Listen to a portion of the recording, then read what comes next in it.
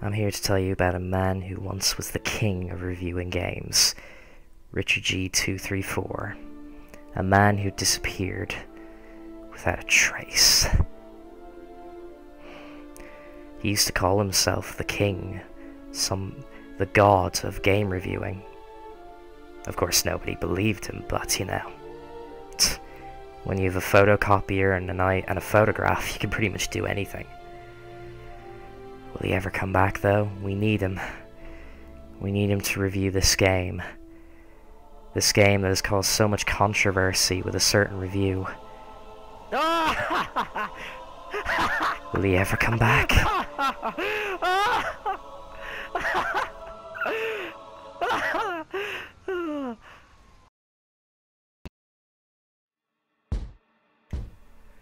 I clawed my way out of the gaming wasteland.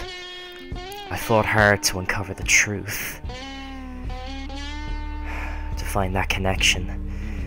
To find out why in the name of God someone would want to make Crazy Frog Racer a reality. But I think deep down, I think I needed to know what was really going on. But this is my chance to get back in the game. My last opportunity. I have to take it, no matter the cost. Here we go.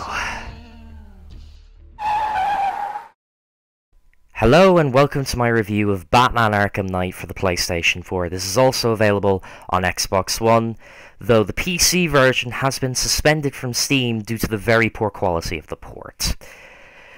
The story is that 6 months after the events of Arkham City, the Joker has now been cremated, and well, crime in Gotham has decreased.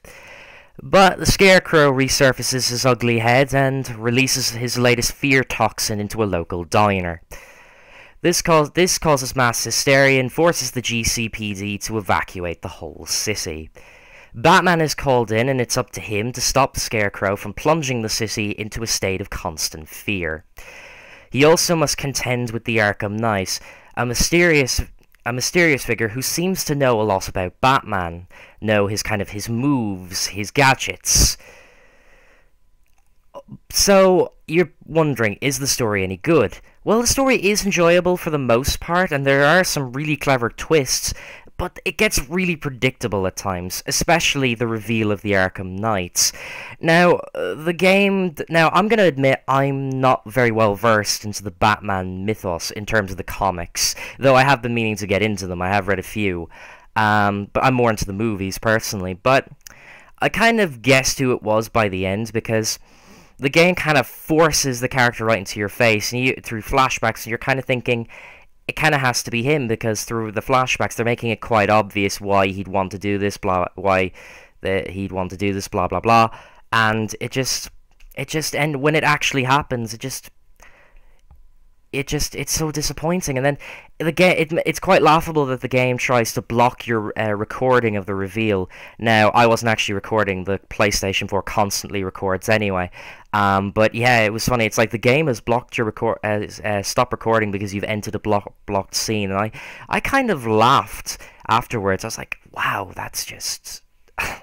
I can't believe they thought it was that big of a reveal. Oh, but it wasn't. But I will admit it's a good conclusion to the Arkham series. Scarecrow is still an excellent villain. He's voiced very well by John Noble. There's just some really good characters. The writing is really good for the most part, but it does get a tad predictable. Gameplay-wise, it's very similar to the old Arkham games, but with a few new elements. The free-flow combat returns just as good as ever. It's still satisfying to leap from a rooftop, jump down onto the nearest thug, and then crack his skull in. That never gets old, though there have been a few new enemy types added to kind of keep the combat fresh. There's now the medic. The medic has the ability to revive unconscious enemies and also kind of give them an electric charge, basically kind of creating a shock field around them. And if you kind of try to punch them, they'll shock you. So that kind of keeps you on your toes. You also have brutes with massive shields. The free flow combat is still incredible fun, and it's still enjoyable. They don't have to really fix anything or tweak anything. It's perfect. I still kind of get annoyed sometimes though when I go to punch an enemy and it goes for the wrong one, but that very rarely happens. But it does get a tad annoying when it does happen. The Predator sections have also been changed up a little bit. You can now, instead of like having the really kind of arena style areas that they had in the previous games, you know, where you'd leap from platform to platform, it was very closed off. You now have open areas to do the Predator sections in, which is great because they keep you on your feet, and they don't have you relying so much on those kind of platforms. You have to really kind of be clever and think, okay, where will I grapple to hide, or where will I hide here? How will I take out this enemy? So I really enjoy that, and it makes the Predator sections more raw and more fun. There's a new kind of mechanic also added in for the Predator sections. There's a new fear multi-takedown system, and basically when you get a silent takedown, you then gain the ability to do a fear multi-takedown. And what this does is you can basically drop down on an enemy, do a fear multi-takedown, or you can do a double takedown on 2 enemies. And basically you can do 3 other enemies if you take out one, or if you take out like 1 enemy, you can take out then 3 other enemies. And if you take out, 2 extra enemies, and then you can upgrade it to like 5. And if you take out 2 enemies, you can do 1. You can take out. No, actually, it's 3. You can take out 1 extra. Sorry, I get a little confused sometimes. It's a really fun mechanic, and it really helps at times. And I also love how it feels very satisfying to get a good group of enemies, especially when you unlock the ability to take down 5. It feels really good. The only downside is it's very loud, and the enemies usually start shooting anyway. They won't hit you, but they'll shoot. And sometimes they can actually hit you and take you out of the fear multi-takedown, but that very rarely happens as well. So all in all, sounds really good so far. And now we come to the big thing about Batman Arkham Knight. Of course, the Batmobile. For the first time in the series, we finally get to take control of the Batmobile. Now, the Batmobile has appeared a few times in the previous games. It appeared in Batman Arkham Asylum, especially. But we never got to fully take control of it. Now we can for the first time. And let me tell you, at first, it's incredible fun being able to zip through Gotham City with this incredibly maneuverable and just very agile vehicle. It's great. I love it. But then the tank sections start. Now, the Arkham Knight's militia have access to these kind of like drone tanks. They're basically unmanned drones because Batman doesn't kill anyone, as we all remember. And basically, at times you will fight them. Now, at first these are quite fun, and you know, they give you a chance to kind of really test out the gadgets, and you get to upgrade the Batmobile, put in new weapons and new gadgets. For example, you can get a CPU boost to take control of some of the drones and have them fight alongside you, which is really cool. But then they start repeating the whole fight the drones thing over and over and over and over and over and over. You're getting the point. If they do it so many times, it gets so tedious because they're not really that hard. They are super easy. The drones have very simple attack patterns, and the game tells you the weak points that you have to hit to one-hit them, and then it just becomes a doddle. And, you know, it's more a strength and numbers thing, but even then, they're just super easy to take out. You do get variations. You've, like, these mini helicopters. You then also have these drones that can, like, shoot missiles, but again, they're just so easy to take out. The only real challenge I had was when you have to take on, like, 50 of them at one point as a sort of survival thing. That was the only real challenge I had, but as I said, it's more of it's strength and numbers. But then there are also these Cobra tanks you have to take on in these really boring vehicle stealth sections. Oh my god. Vehicle stealth sections. They're terrible. Stop. I hate vehicle stealth sections. These are really bad. Basically, the Cobra tanks are these really kind of big tanks that have really tough armor, and their weak spot...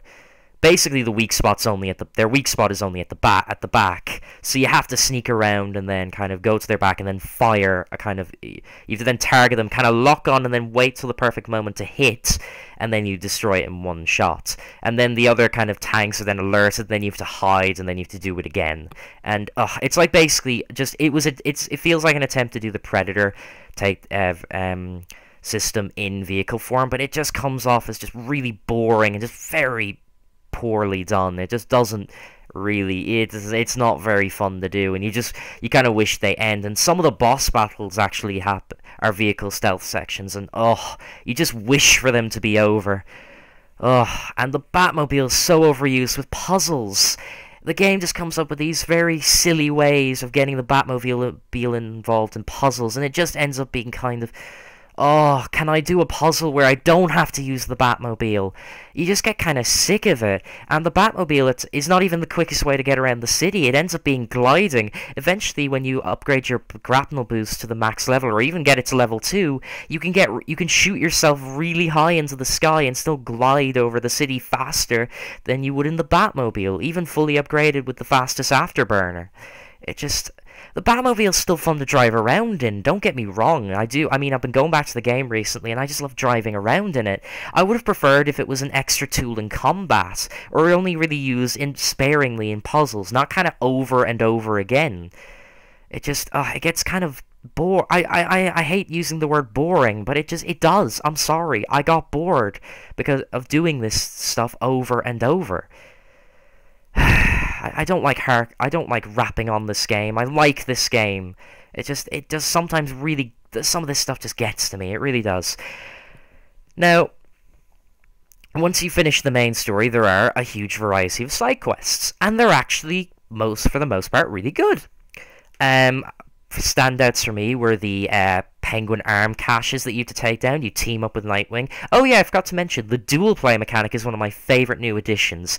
At certain points during the game, like I said, one of the points being the Penguin Arm caches, whatever, you get to team up with one of the members of the Bat family. And it's really fun because you can switch between Batman and his partner, and it's really fun. You get to do these special takedowns to keep your combo going, and it feels good to be able to switch to another character and use their moveset. It's really fun. But these sections are very few and far between, and that sucks because I love these. I wish there were more of them. And it kind of it makes you want more because they're just so fun, and it's great seeing teamwork in the game because you don't really see Batman really interacting with his allies that much. Well, in combat, so it's nice to finally see that, and I'm really glad they implemented this mechanic. I just wish there was more of it. But yeah, there's a good variety of side missions. I like the Penguin Arm caches. I like the Two-Face bank robbery missions. There's just some really good side quests here, and they're really fun. The serial killer one was also really good, being able to kind of scan bodies using Batman, and then kind of use the scanner to identify the body by looking for certain defects or maybe certain birthmarks and stuff that person has. It's really good. I like that. Very nice touch, and it's just really well done. But some of the side quests are just they're kind of unoriginal, and they take things from other games, like the Militia Watchtowers. They feel like so many other games, with the go to this position, take out all the enemies, and take it over. It just it does nothing new, and they also get boring. And there's also one, and it's probably the worst one in my opinion, where you have to disable these mines that have been laid by the Arkham Knight throughout Gotham. And you have to use the Batmobile, you then connect Alfred to the bomb, and then basically he hacks into the bomb and tries to disable it. You then have to defend the bomb from the drones, and it just gets so boring doing these. And there's like 30 of them in the game. Yeah, it's a lot of these do feel like padding as well, I gotta admit. But yeah, the side quests though for the most part are really good. I gotta admit, there are some really good side quests. So, once you finish the main game, what else is there to do? Well, you can still go around Gotham, you can do the side quests as I mentioned, and you can go after criminals who are driving in cars, and you can, look for Riddler trophies, all that kind of stuff. But there are also AR challenges. So what they did was basically they got rid of the old challenge system from the previous games. Basically the short little combat sections that you could jump into and you could play as all the different characters. They were really fun. But they've kind of swapped it out for this more kind of generic They kind of swapped it out for this more kind of general kind of challenge thing. So what you do is you have like you have combat challenges, you have Batmobile challenges, and you have Predator challenges. Now you might think that sounds a lot better, but not really. I kind of preferred the old challenge system because I loved being able to play as the other characters. I thought playing as the other characters was great because you played through the game as Batman. It's kind of nice to switch to other characters and play around with their movesets, and it was also a great way of just jumping in. But I mean, the AR challenges are fine, but it just makes me miss the old system. There's nothing wrong with them, but they're only okay. They have like a star racing system like you would see in a Call of Duty game. And you get rated basically for completing certain objectives and maybe beating it in a fast time. They don't really seem to kind of unlock anything, as far as I can tell anyway. Maybe they unlock extra challenges, but so far the only thing I could gather is that they're for leaderboards more than anything else. Yes, there are leaderboards for these things. There's a general leaderboard as well for certain progress through the game. So if you really care about that sort of stuff, there's that too. So gameplay-wise, it's a mixed bag, but for the most part, it's still fun. I'm going to admit, I still really enjoyed the game.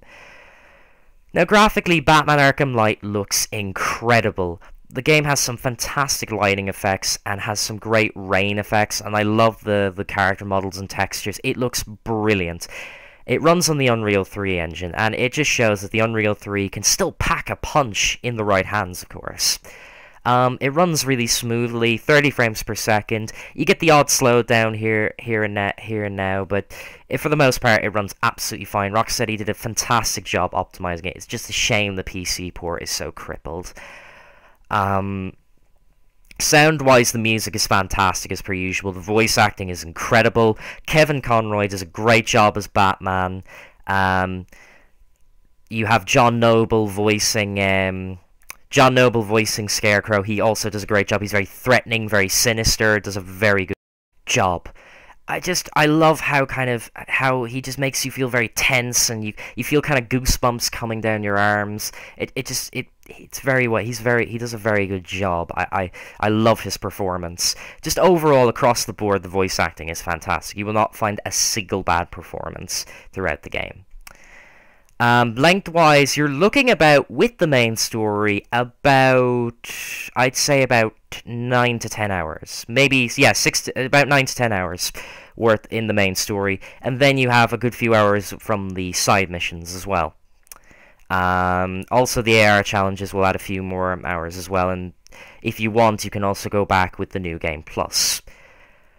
So, overall, I do like Batman Arkham Knight, but it's just unfortunately not the kind of swan song we wanted it to be. I mean, it's still a good conclusion, it's still a fun game, but I really secretly wanted this to be the great game, the greatest game in the series, the real big epic conclusion, and it just falls short, unfortunately. It's still a really good game, and I recommend it to any Batman fan who played, especially the ones who played the previous Arkham games. You will love this game. And it does a great job of wrapping up, though it does forget to tie up the loose ends from Arkham City. So overall, I've been kind of debating this in my head, but for the first time in Richard G234 history, I'm going to downgrade the score of one of my previous reviews, and that review is Batman Arkham Origins.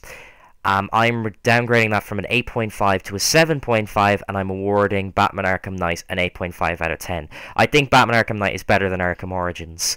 Arkham Knight is still a very solid game. Very fun game, but unfortunately, it just has a few problems that stop it from being the epic conclusion that it kind of wanted to be. But it still does a great job of wrapping up everything, and I really enjoyed the game overall. So yeah. So that's going to cut it for here, folks. I'd like to thank you for watching my review, and I'd like to thank you for also being patient. I know I've been kind of out of the reviewing game for a while now, but it's good to be back. I hope you really enjoyed the review, and look forward to more reviews coming, hopefully in the next few months. I mean, I do plan to get Metal Gear Solid 5 The Phantom Pain when it comes out, and Fallout 4, so we're going to have more reviews. I'm still in the process of playing The Witcher. I want to review that at some point. So yeah, there will be more reviews throughout the year, so stay tuned. There will also be more general gameplay videos. If you want to keep up with what I'm doing, you can subscribe to me here on YouTube. You can follow me on Twitter, same name, RichardG234. I also have a Twitch channel. I do live streams every now and again, so follow me there as well, RichardG234. But yeah, I hope you have a good day. doing whatever, and I'll hopefully see you again. Thanks for watching, and as always, guys, it's been an absolute pleasure. Take care now. Bye. This review and all of its contents are protected by fair use law. I do not monetize these videos, nor do I plan to monetize these videos. These are just made as a personal hobby and for viewers' enjoyment. Thank you.